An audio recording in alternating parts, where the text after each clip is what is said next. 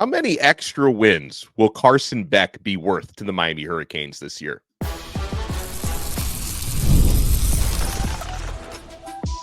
You are Locked On Canes, your daily podcast on the Miami Hurricanes, part of the Locked On Podcast Network, your team every day. Happy Monday. We made it. I'm Alex Donno, University of Miami alumnus, co-host of Locked On ACC and writer for Canes County at Rivals. And thank you so much to the everydayers for making Locked On Canes your first listen and your first watch today. We're available free wherever you get your podcasts. We're free on YouTube. We're part of the Locked On Podcast Network, your team every day. Today's episode is brought to you by FanDuel. Right now, new FanDuel customers can get $150 in bonus bets if your first $5 bet wins. On this loaded episode of Locked On Canes, we're going to talk some recruiting because we're going to have a special guest with us who can help break it down, including Miami seems to be turning up the heat for local standout receiver and really good basketball player, Jasen Lopez. We'll talk about hottest position battles in spring football coming up, spots up for grabs, but I want to get into Miami's Beck effect. And folks, here's the way that I'm framing this. When I talk about how many extra wins is Carson Beck worth, late last week, FanDuel.com released, not for every team in college, but for a select amount of teams, including Miami, the win total for 2025, the over-under on how many wins your favorite team is going to get. And for Miami, that number is 8.5, which means if you bet over, they've got to win 9 or more games, you win. If you bet the under, they've got to win 8 or fewer. So I'm wondering how many wins toward that total is Carson Beck worth on paper? Because remember, Miami added Beck kind of late in the winter transfer portal window. There was a period of time where we were wondering, is it going to be a competition next year between Emory Williams, Luke Nickel, Judd Anderson, without a big-time quarterback added to the roster? And if that had been the case, what would the over-under be? Would it be 7.5? Would it be 6.5? To help me break this down and so much more, we bring in our special guest on this episode, publisher at canescounty.com, Marcus Benjamin is with us. So, Marcus, I'm looking at that 8.5, and I'm, probably leaning towards the over. I think Miami can win at least 9 games next year, but what would that 8.5 be if Miami hadn't added Carson Beck? The way that I look at it is that last year it was 9.5 with Cam Ward, and I feel like it's more so you lose a game with a Carson Beck rather than a Cam Ward. And last year, like I said, 9.5 wins. Miami exceeded that total with 10 wins. And if you look at Carson Beck and if you look at Cam Ward, you kind of think to yourself, well, Carson Beck is obviously a step below a Cam Ward, in my opinion. And even last year going into the season, I thought that. So I think that's what the odds makers are really kind of thinking, more so that scenario rather than, okay, well, if it was Judd Anderson or if it was Emory Williams, then it would be less. But I personally think if it was Emory Williams starting the season or in spring, I think it would be, 1 game lower. I think it would be 7.5.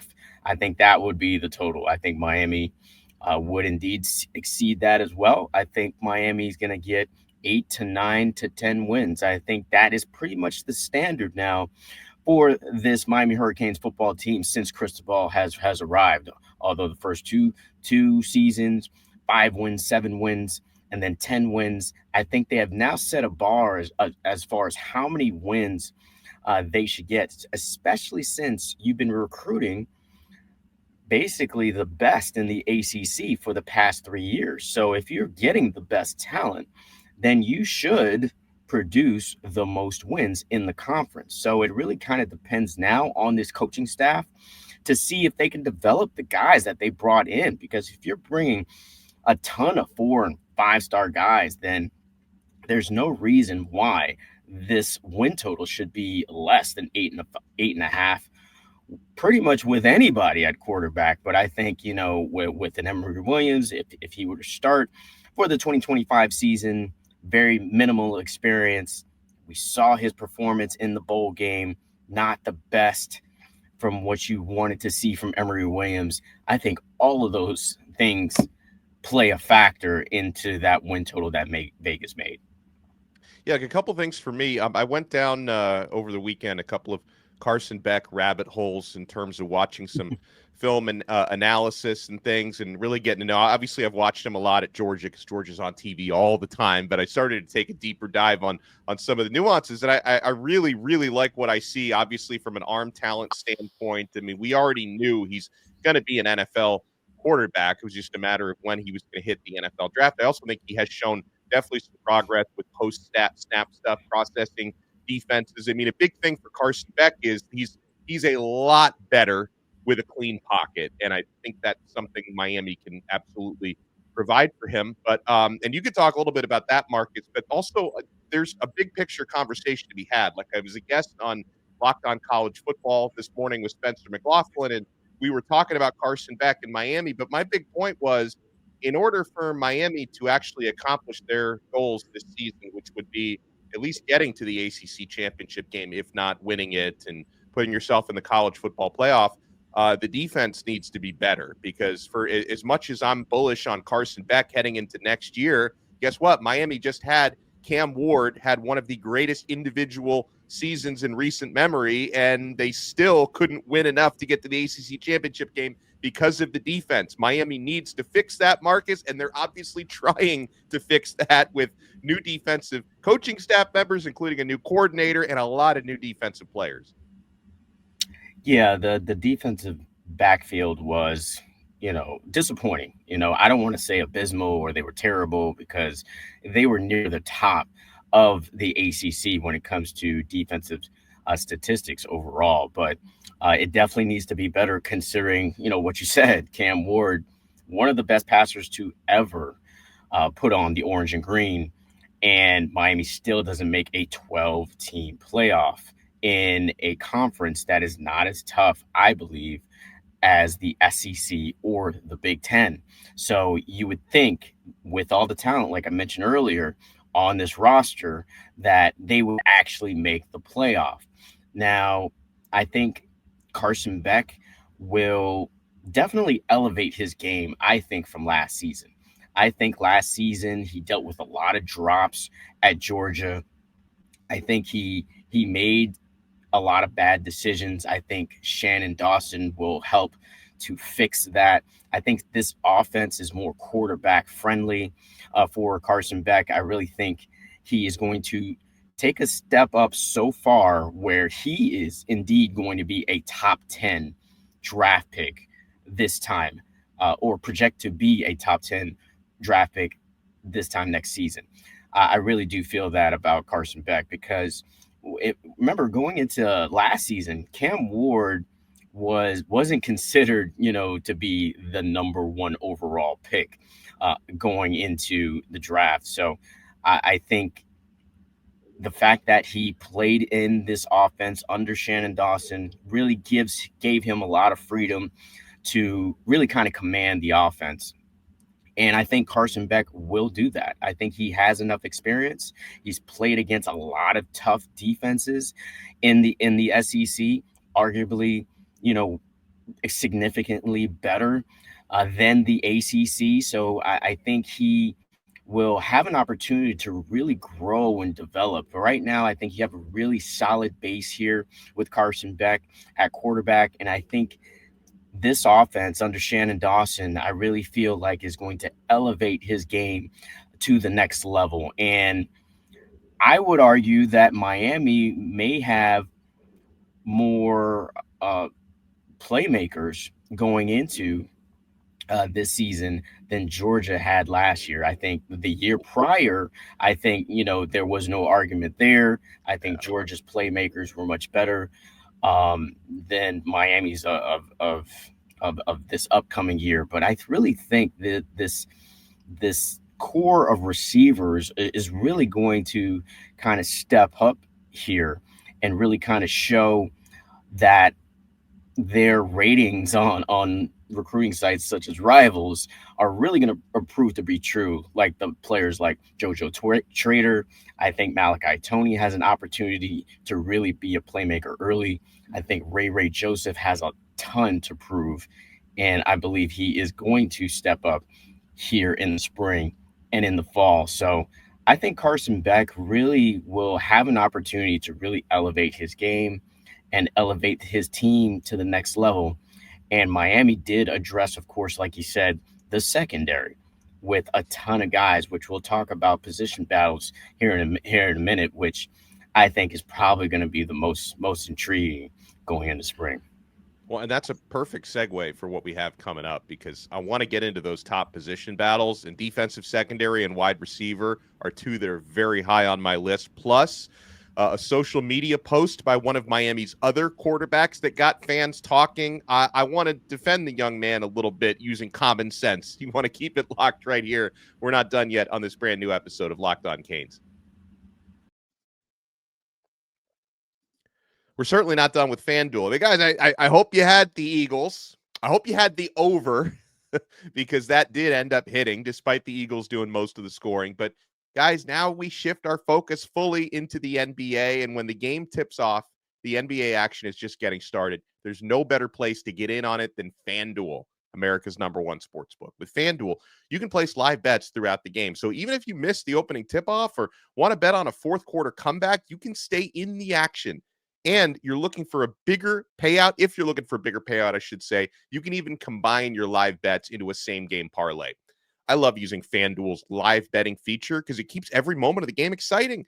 Whether I'm backing my team for a late game rally or picking a player to hit a clutch three, I never feel like I missed my chance. Plus, the app is easy to use, and when you win, you get paid instantly. Right now, new FanDuel customers can get $150 in bonus bets if you win your first $5 bet. Just visit FanDuel.com to join today. That's FanDuel.com for your shot at $150 in bonus bets. Make every moment more with FanDuel, the official sports betting partner of the NBA.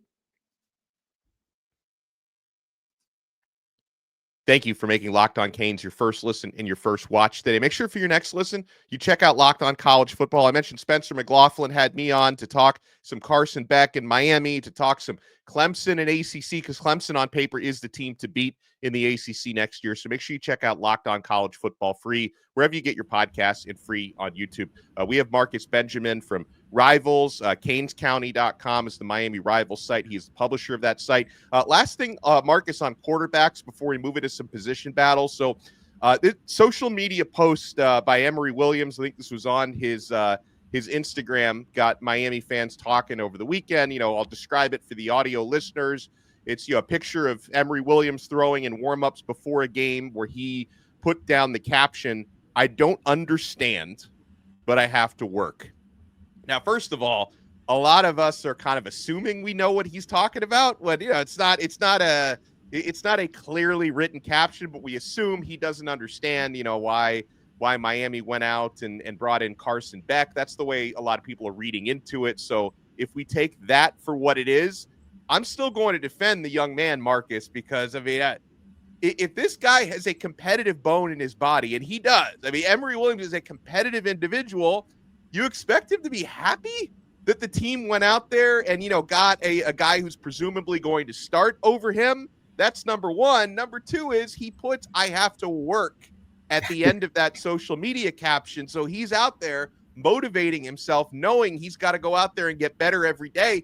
I don't see anything wrong with this social media post. Maybe some people are like, oh, sometimes, you keep your thoughts to yourself or whatever, but I don't think Emory Williams is stirring anything up that should be taken controversially, because he's competitive. He wants to get better. That's all that I read into this. I'm competitive and I want to get better. That's what he said there.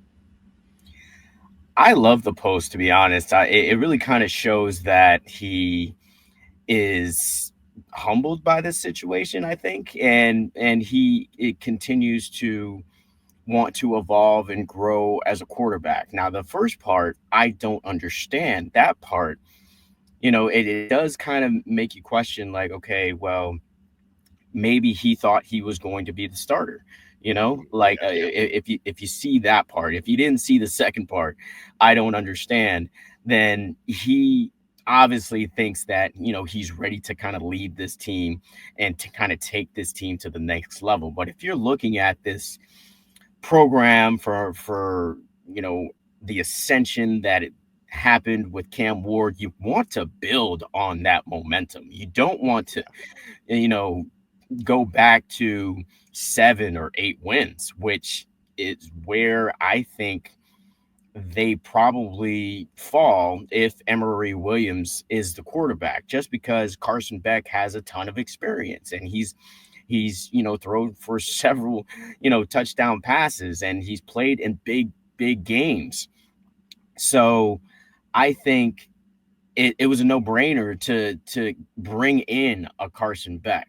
Now, it says a lot about Emory Williams staying with the program, at least for Yeah. now. We do have another transfer window, so we'll see exactly kind of what happens here.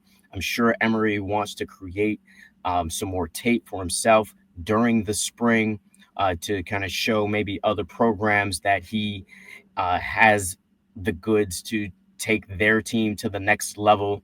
So we'll see what happens there. But I do think that he believes that he can be a starter on the Power Four levels. And I think he can, because let's not forget, this guy was an Elite 11 guy, and Yeah. Right. he played really well in that Elite 11, one of the more underrated prospects in the Elite 11, which, has the best quarterbacks in the entire country competing.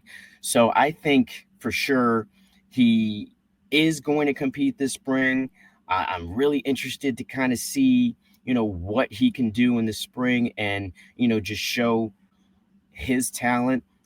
But let's call it what it is. What he did in the bowl game really kind of worried a lot of people. I'm sure it worried a lot of people in the program because he just didn't look good. He didn't look comfortable. And obviously, lack of playing time was probably a factor there. But you wanted to see him play a little bit better, because if he did, then Miami wins that game. They're just kind of 1 or 2 plays from kind of winning that game. And Emory Williams couldn't make it, against an Iowa State team. So, it makes you question and wonder like how he would perform against a Notre Dame or against a Florida, Florida State, So I think I like the post because he says he has to work. So he's definitely willing to work and really trying to get better. So you always kind of want to see that. And like I said, you got to commend him for remaining with the program right now, and really kind of seeing, you know, where the chips fall for him. I do think it is kind of fortunate for him that Carson Beck has an injury right now and will not be available for spring, because my guess, Dono, is that if Carson Beck wasn't injured, I think he probably would, you know, uh, explore his options in the transfer portal and really kind of see what is out there for him. So I like the post. I don't have a problem with it at all. So like you said, he is a competitor, and you would want to see that. You want to see like, okay, I am expecting to lead this team, and if I'm not, I'm still willing to work. So you kind of like to see that from your young quarterback, and I think he's got a bright future regardless. Yeah, and you touched on one of the battles we're going to see in the spring is going to be the battle for the backup quarterback job, I suppose, with Emory Williams being the most experienced guy, Judd Anderson and Luke Nickel coming in as a true freshman, haven't played a collegiate snap yet, so that's going to be something to watch in spring with Carson Beck not expected to fully partake. But well, what else do you look at, Marcus? Because we touched a little bit on receiver, where, like you said, there's probably maybe more talent than people realize, but there's going to be competitions there. For sure. Defensive back, what do you look at as being some of the hottest battles coming up in spring? Well, definitely defensive back is the first and foremost. You got a ton of guys that are legit players that can start for the entire season with OJ Frederick and Damari Brown and Xavier Lucas. I think you kind of start with those 3 guys as your guys to play at the 2 corners and possibly the nickel position. what's probably the most interesting is safety, because with Jaden Harris now leaving the program, Markeith Williams still on the team, Zaquan Patterson, he made some plays last year. Dylan Day, will compete as well. And then you've got the transfers that will also compete for that safety position, possibly Ethan O'Connor. Charles Brantley is also in the mix with the defensive backs, as well as Zachariah Poyser as well. So I think that safety position is probably the most interesting to see who is going to be the starters there. Another position that you kind of got to look at, to me, is defensive tackle. I think defensive tackle is going to be very interesting. You got the transfer Hale that has come in here, who is definitely going to stir things up. You've got Ahmad Moten, who I think is really going to take that next level, a step this year in 2025. We saw some signs of it in 2024. But then you got the 5-star Justin Scott just kind of waiting in the wings. And if he's a 5-star, you got to get him on the field, right? So I'm really excited to really kind of see what kind of happens there. Of course, you got Akeem Mesidor coming back, who can kind of play both inside and outside, as well as Ruben Bain. So you kind of have those two guys as kind of versatile chess pieces on that defensive line. But then you got a ton of edges as well that will kind of compete for playing time as well. So you got Malik Bryant, who I think is going to get a ton of snaps this season on the edge. Of course, Ruben Bain is going to get his playing time, I'm sure. But then you got a bunch of other guys waiting in the wings, just waiting to just kind of blossom here, and a Booker Pickett and Armando Blunt, Cole McConaughey, Marquise Lightfoot. These were all highly touted guys coming out of high school. So it'll be very interesting to see who is running with that first team in spring. I already can't wait to kind of see, which guys are running first team, second team when it comes to those guys. I think offensive line, you're kind of set for the most part. I think it's going to be, Markel Bell, the transfer from TCU, of course, at center, Inez Cooper, Francis Mauanoa, and then it's Matt McCoy. I think pretty much that's probably going to be your starting five at offensive line. So not so much intrigue there. Running back, I think the running back room, I think, is pretty much kind of set. It's going to be a 1-2 punch with Mark Fletcher and Jordan Lyle. I think that's arguably one of the best tandems in the country, and then you've got a Gerard Pringle who's coming in as a recruit who, can, take it the distance at any time. So I don't think there's much of a battle per se there.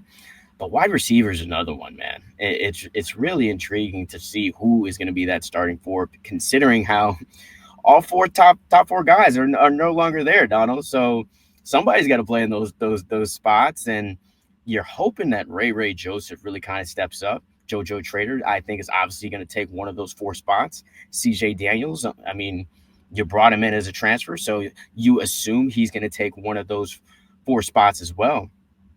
But that fourth spot, Donald, that's an interesting one. Who is going to play that fourth receiver spot? Is it going to be a Malachi Tony? Is it going to be a Joshua Moore or a Dalen Upshaw or, a Nikar? So now I think those, to me, are kind of the most intriguing positions. The other positions, I think, are pretty much set. I think at linebacker, you're going to see Wesley, and I think you're going to see Popo. I think you're going to see those two guys at linebacker. And if they're running a third linebacker out there, you got plenty of options there. But I think those are going to be your two guys at linebacker. But yeah, most intriguing definitely is defensive back and safety, D tackle for sure, and then wide receiver. Those are the most intriguing battles for me going in the spring. We're getting a great breakdown here from Marcus Benjamin, publisher at CanesCounty.com. Want to pick your brain on recruiting when we come back. Is Miami turning up the heat for someone who you might refer to as the next Xavier Restrepo? Is that even a fair comparison? You want to keep it locked right here, my friends. We're not done yet on this brand new episode of Locked On Canes.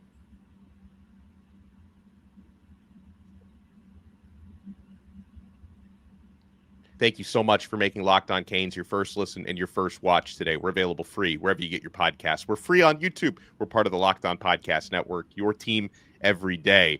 So, Marcus, I'd love to pick your brain on Jasen Lopez, receiver out of Chaminade, Madonna, who's also a star basketball player. In fact, that's why he wasn't able to attend the junior day a couple weekends ago, but he's a stud receiver. Now, a lot of people will make, the possible comparisons to Xavier Restrepo. So I would love for you to kind of clear the air on that. A couple things. I mean, Jasen Lopez, your scouting report, number one, and also what other schools are interested, because it's not a slam dunk that he ends up being a Hurricane. Yeah, certainly not a slam dunk, but it needs to be. It really needs to be for Miami, because this guy is super athletic, and it's easy to compare Jasen Lopez to Xavier Restrepo. Obviously, they've got a kind of similar build, both slot guys, and both wear number 7. So I guess you would call him JL7. Since it's XR7, so this could be JL7. I quoted that today, so just in case somebody steals that, you heard it here first on the Locked On Canes podcast. So JR7, I think, is a must get for the Hurricanes. Him and his teammate Derek Cooper, the 5-star, two-way player, I think are the two must get prospects from South Florida that Miami needs to get. Jasen Lopez is an absolute dog and just a premier athlete. You mentioned him as a basketball player. I mean, he can easily dunk the basketball, just super athletic talent. I actually think that he is slightly more athletic than Xavier Restrepo was coming out of high school. So he has potential to be even better than Xavier Restrepo, I think. I think he's just real, and I don't want to take anything away from Xavier Restrepo, where Xavier Restrepo was amazing coming out of high school. He was also a two-way player. He played safety. Xavier Restrepo did, if anybody remembers that. He was an absolute athlete coming out of high school as well. But this guy, Jasen Lopez, I think is a very crafty receiver, very good route runner. Solid hands. He's not gonna blow you away with speed or anything, but he is definitely one of the more athletic receivers that can catch the football in very tight spaces with heavy coverage. So I think he is a player that Miami has to get. Miami has done well in getting local talent, especially at the wide receiver position in the past few cycles. This past cycle, they got Malachi Toney and Joshua Moore. The one before, they've got JoJo Trader. So they want to kind of continue that momentum of getting a top receiver from South Florida, just because you're going to have the one of the best talents out of South. One of the better talent from the wide receivers position is from South Florida every year. I mean, we've seen Jeremiah Smith, win a national championship, and of course, he is from the same high school as Jasen Lopez. So I think Miami has to, do everything they can to, get Jasen Lopez, just because he seems to want to be a Miami Hurricane from the times that I've spoken to him. He's got a great relationship with Kevin Beard.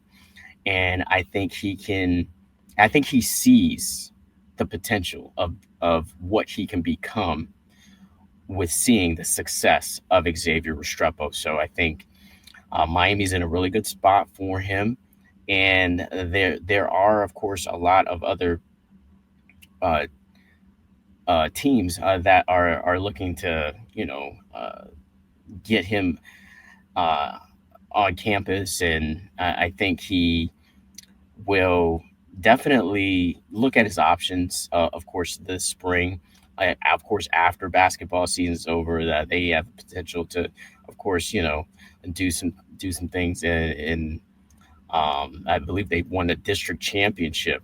So I think they, of course, have a chance to really kind of do some things on that level. But the last time I spoke to him, um, after the national championship game, he just had rave reviews about Miami, and just, the relationship that he has with the coaching staff. And I expect him to be at Miami at some time in the spring. I really feel like they have a leg up on their competitors, and some of those are Kentucky, NC State, Tennessee, West Virginia.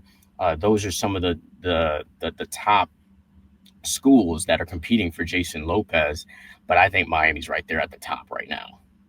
Love it. One of the must-gets locally, Jasen Lopez, and you rightfully mentioned Derek Cooper as well. So we would love to have him come on down at Miami. But we appreciate the time so much here from Marcus Benjamin. I'm honored to be able to do some work on Marcus's site. You guys want to check it out, canescounty.com. In fact, Marcus, what can people find when they go to Canes County today?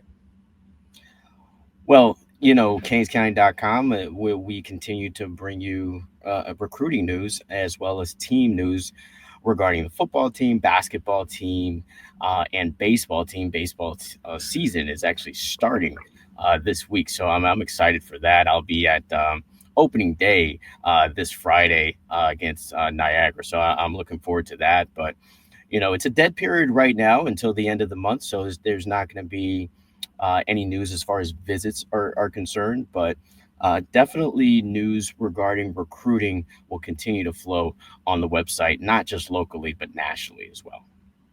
100%. Guys, make sure you check Marcus out at Benjamin Rivals on X. Make sure you follow us at Locked On Canes, and we will talk to you guys again next time on another episode of Locked On Canes. We are part of the awesome Locked On Podcast Network, your team every day.